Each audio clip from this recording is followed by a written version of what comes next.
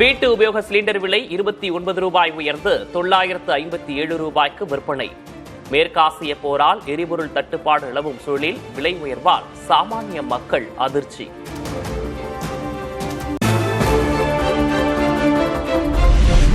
வணிக பயன்பாட்டிற்கான சமையல் எரிவாயு சிலிண்டர் விலை 46 ரூபாய் உயர்வு. சென்னையில் 19 கிலோ எடை கொண்ட சிலிண்டர் 3283 ரூபாய்க்கு விற்பனை.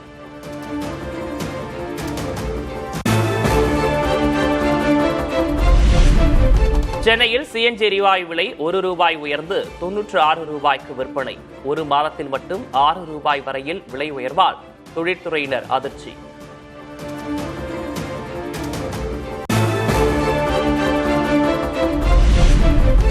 நெல்லை, தென்காசி, கோவை, நீலகிரி, திருப்பூர் மாவட்டங்களில் இன்று கனமழை பெய்யக்கூடும்.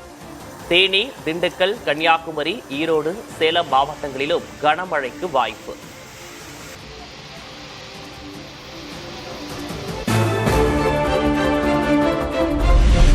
சென்னையின் ஒரு சில இடங்களில் 2 நாட்கள் மழைக்கு வாய்ப்பு. அதிகபட்ச வெப்பநிலை 41 டிகிரி செல்சியஸை ஒட்டி இருக்கும் எனவும் வானிலை மையம் கணிப்பு.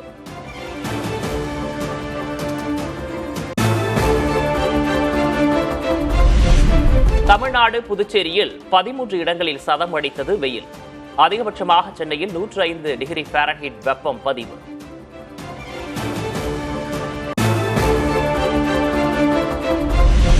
தமிழகத்தில் அதிகபட்ச வெப்பநிலை இயல்பிலிருந்து 2 முதல் 3 டிகிரி செல்சியஸ் குறையக்கூடும் என கணிப்பு.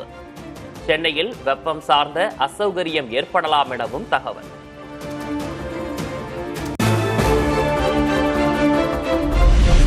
ஆம்னி பேருந்துகளை கிளாம்பாக்கத்திலிருந்துதான் இயக்க வேண்டும் என்ற ஆணை ரத்து. மாநில போக்குவரத்து ஆணையத்தின் உத்தரவை ரத்து செய்தது சென்னை உயர்நீதிமன்றம்.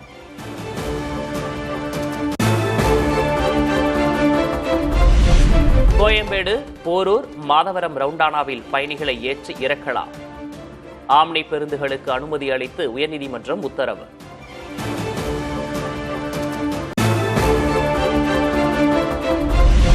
திமுக, காங்கிரஸ் கூட்டணி முறிந்துவிட்டதாக முடிவுக்கு வர வேண்டாம் என ப. சிதம்பரம் பேட்டி.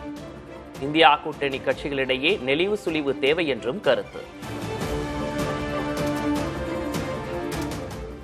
கசந்து போனது, முறிந்து போனதெல்லாம் முடிவுக்கு வராதீங்க.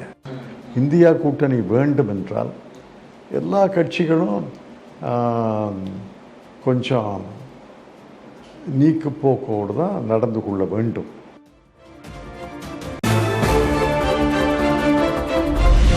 காங்கிரசுடனான உறவு முறிந்துவிட்டதாக RS பாரதி திட்டவட்டம். கூட்டணி முறியவில்லை என ப. சிதம்பரம் கூறியது தொடர்பாக பதில். எங்கள் தலைவர் சொன்ன மாதிரி இனிமேல் எந்த காலத்திலும் எங்களை முதுகிலே குத்தி விட்டு ஓடியவர்களை சேர்க்கப் போவதில்லை. ஒட்டோ உறவோ கிடையாது.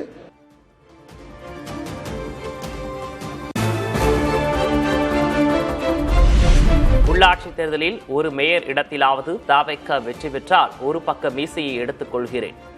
அமைச்சர் ஆதவர்ஜுனாவுக்கு திமுக அமைப்புச் செயலர் RS பாரதி பதிலடி.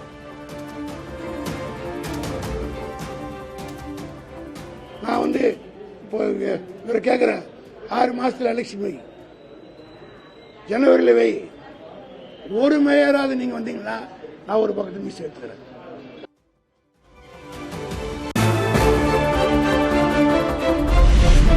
தேசிய அளவில் இந்தியா கூட்டணியிலேயே இருக்கிறோம் என இந்திய கம்யூனிஸ்ட் மாநில செயலர் மு. வீரபாண்டியன் பேட்டி. தற்போது திமுக தலைமையிலான மதசார்பற்ற கூட்டணியில் இருந்து கொண்டே தவிகவுக்கு ஆதரவளிப்பதாகவும் விளக்கம். இப்பொழுது நாங்கள் மதசார்பற்ற முற்போக்கு கூட்டணியில் இருக்கிறோம். அது உங்களுக்கு தெரியும். அங்கிருந்து தான் தவிகவுக்கு ஆதரவு அளிக்கிறோம்.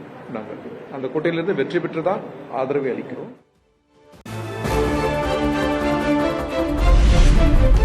திமுக கூட்டணியில் இன்று வெற்றி பெற்ற காங்கிரஸ் எம்பிக்கள் ராஜினாமா செய்துவிட்டு தேர்தலை சந்தியுங்கள்.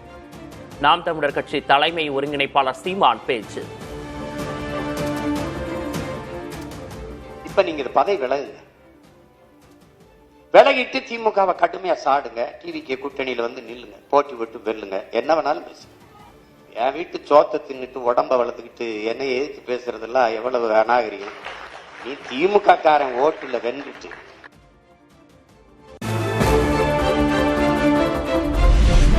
திமுக காங்கிரஸ் இடையேயான மனக்கசப்பு நாளடைவில் சரியாகும் என மதிமுக எம்பி துரை வைகோ கருத்து. வரும் 8ஆம் தேதி நடக்கும் இந்தியா கூட்டணி கூட்டத்தில் வைகோ பங்கேற்பார் எனவும் பேச்சு. ஒரு விஷயம் என்னன்னா, சமீபத்தில் ஒரு மனக்கசப்பு ஏற்பட்டிருக்கு. அதனால காங்கிரஸ் கிட்ட வெளியே இருக்கிறாங்க நம்முடைய திராவிட முன்னேற்ற கழகம். தமிழ்நாட்டுக்கு தேவையான திட்டங்கள், நமக்கு தமிழ்நாட்டுடைய மக்களுடைய குரலா ஒன்றுபட்டு ஒழிக்க வேண்டும் என்னுடைய கருத்து. இது நாளடைவில் சரியாகும் நம்பணும். அடுத்தடுத்து தாவேக்காவில் இணையும் அதிமுக தலைவர்கள். முன்னாள் அமைச்சர்கள் MC சம்பத், கடம்பூர் ராஜு, உடுமலை ராதாகிருஷ்ணன் தாவேக்காவில் ஐக்கியம்.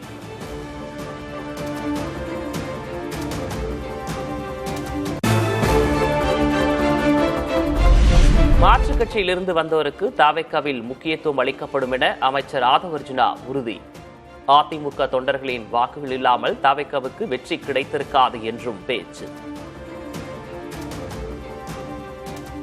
ஒட்டுமொத்த அதிமுகவுடைய தொண்டர்களும் இங்கதான் இருக்கிறாங்க. 2026 இந்த வெற்றி அதிமுகவுடைய தொண்டர்கள் ஓட்டு இல்லாம இந்த வெற்றி நடந்திருக்காது. எங்களுடைய தலைவரை, புரட்சி தலைவி அம்மா அவர்களுக்கு அப்புறம் எங்க தலைவரை அதிமுக தொண்டர்கள் ஒவ்வொருத்தரும் அரவணைச்சாங்க.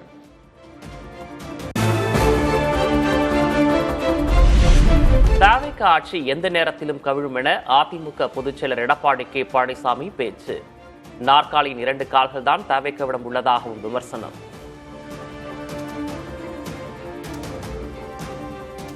அதுல 2 கால் தான் இன்றைய ஆட்சியாருடைய கால். 2 கால் இரவல் கால். அந்த 2 கால் எப்பொழுதானாலும் நகர்கின்ற பொழுது நாற்காலி தானாக சாயும். அப்படிப்பட்ட நிலைமைதான் டிவிகேவுக்கு இருக்குது என்பதை எண்ணி பார்க்க வேண்டும். அதிமுகவை பார்த்து தப்பு கணக்கு போடாதீங்க என்று எடப்பாடி கே பழனிசாமி பேச்சு. தாவேக்க நிர்வாகிகள், தலைவர்கள் அடக்கி வாசிக்க வேண்டும் என்றும் எச்சரிக்கை.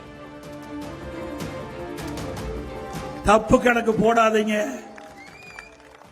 ஆட்சி அதிகாரம் வரும்போது பணிவு வர வேண்டும். டிவிகே தலைவர் அவர்களே, டிவிகே கட்சி சேர்ந்த நிர்வாகிகளே அடக்கி வாசிங்க.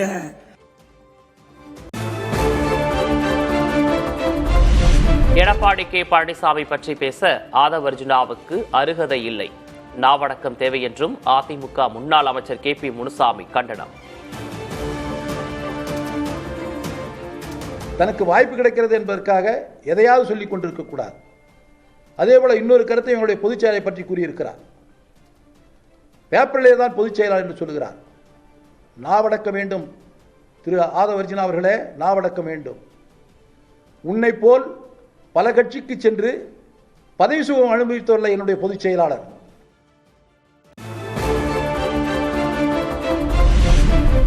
எடப்பாடி பழனிசாமியின் தவறான முடிவுகளால் தான் அதிமுகவினர் தாவேக்காவுக்கு வருகின்றனர். அதிமுக 108 தொகுதிகளில் டெபாசிட் இழந்துள்ளதாகவும் அமைச்சர் அருண்ராஜ் விமர்சனம். அதிமுகவை பொறுத்தவரை ஏன் வராங்கன்னு உங்களுக்கே தெரியும். இந்த தேர்தலில் 108 தொகுதிகளில் டெபாசிட் இழந்திருக்காங்க. அதிமுக பொதுச் செயலாளர் அவர் எடுத்த முடிவு எல்லாமே தவறாக தான் போயிருக்கு. அதிமுகவின் இன்னொரு வடிவமாக தாவேக்கா ஆனாலும் ஆச்சரியப்படுவதற்கில்லை என விசிகவின் ரவிக்குமார் கருத்து. திமுகவில் பாதிக்கு மேல் அதிமுகவினர் இருப்பதாகவும் விமர்சனம். திமுகவில் பாதிக்கு மேல் அதிமுகவினர் தான் இருக்கிறார்கள். அதுபோல தாவேக்காவிலும் கொஞ்ச காலத்தில் அதிமுகவினரே அதிகம் இருக்கிற நிலை ஏற்பட்டாலும் ஏற்படும். MLA பதவியை ராஜினாமா செய்துவிட்டு தாவேக்காவில் இணைந்த அதிமுக முன்னாள் உறுப்பினர்கள் இடைத்தேர்தலில் போட்டியிட தடை விதிக்க வேண்டும். CBI விசாரணை நடத்த உத்தரவிடக் கோரியும் உச்சநீதிமன்றத்தில் மனு தாக்கல்.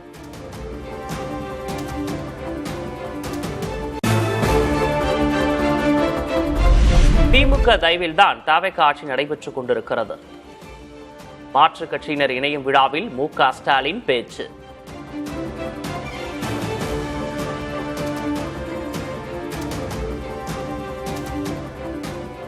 நம்முடைய கூட்டணியில் இருந்த கட்சிகளுடைய தயவோடுதான் இன்றைக்கு இந்த ஆட்சி நடந்து கொண்டிருக்கிறது.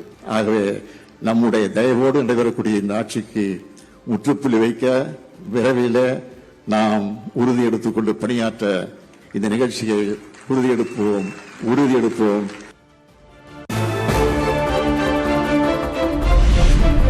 திறன் பயிற்சி பெறுவோருக்கு மட்டுமே பதவி வழங்க அண்ணாமலையின் இயக்கம் முடிவு. புதிய கட்சியை பதிவு செய்து நிர்வாகிகளை நியமித்து உள்ளாட்சி தேர்தலில் போட்டியிட திட்டம்.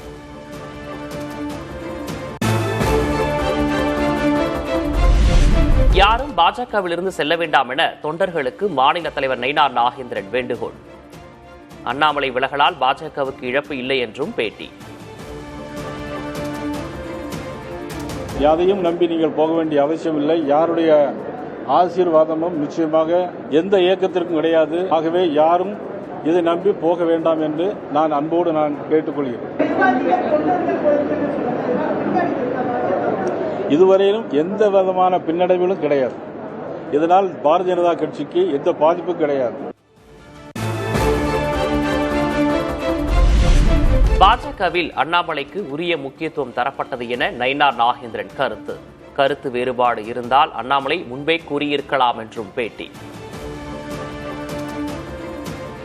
பாரத நரேந்திர மோடி அவருடைய மேடையாக இருந்தாலும் சரி, மாண்புமிகு அமித்ஷா அவருடைய மேடையாக இருந்தாலும் சரி, எல்லா மேடைகளிலும் அவருடைய அருகிலே இருந்து எல்லா நிகழ்ச்சியிலும் நடத்தியவர் திரு மதிப்புக்குரிய முன்னாள் மாநில தலைவர் அண்ணாமலை அவர்கள்.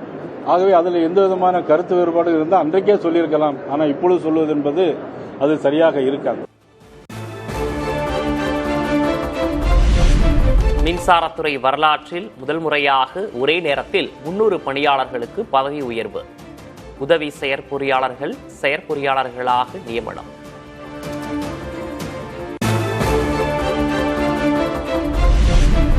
நீட் மறுதேர்வுக்கான ஏற்பாடுகளில் தேசிய தேர்வு முகமை மும்முரம். வரும் 21ஆம் தேதி நடக்கும் தேர்வுக்கான வினாத்தாள்களை கொண்டு செல்லும் பணியை ஏற்றது இந்திய விமானப்படை.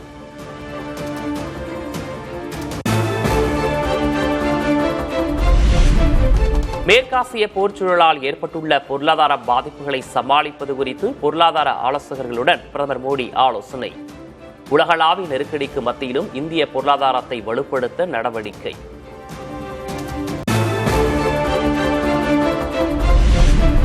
டெல்லியில் 85% எத்தனால் கலக்கப்பட்ட புதிய ரக பெட்ரோல் அறிமுகம். சாதாரண பெட்ரோலை விட 20% வரை மலிவாக கிடைக்கும் என தகவல்.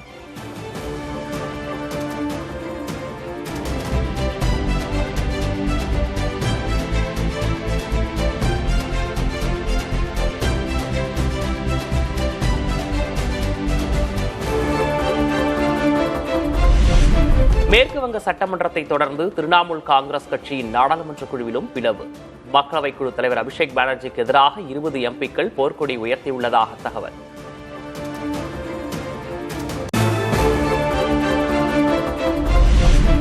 குவைத், பஹ்ரைனில் உள்ள அமெரிக்க ராணுவ தளங்களை குறிவைத்து ஈரான் ஏவுகணை தாக்குதல். ஈரான் ஏவிய பாலிஸ்டிக் ஏவுகணைகளை இடைமறித்து அழித்ததாக அமெரிக்க மத்திய ராணுவ கட்டளையகம் தகவல்.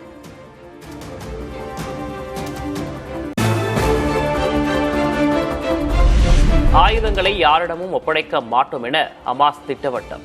போர் நிறுத்த ஒப்பந்தத்தை இஸ்ரேல் முழுமையாக நிறைவேற்றவில்லை என குற்றச்சாட்டு.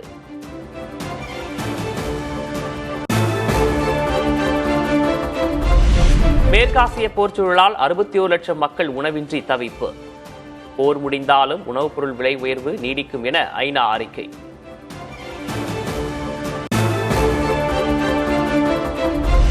போர் நிறுத்த ஒப்பந்தத்தை மீறி லெபனான் மீது இஸ்ரேல் படைகள் தொடர்ந்து தாக்குதல்.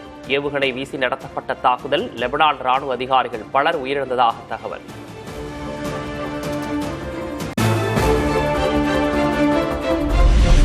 செயற்கை நுண்ணறிவு தொழில்நுட்பத்தில் அதீத வளர்ச்சியால் மனிதர்களுக்கு ஆபத்து. முன்னணி ஏஐ நிறுவனங்கள் இணைந்து ஏஐ உருவாக்கத்தை தற்காலிகமாக நிறுத்தி வைக்க ஆந்த்ரோபிக் கோரிக்கை.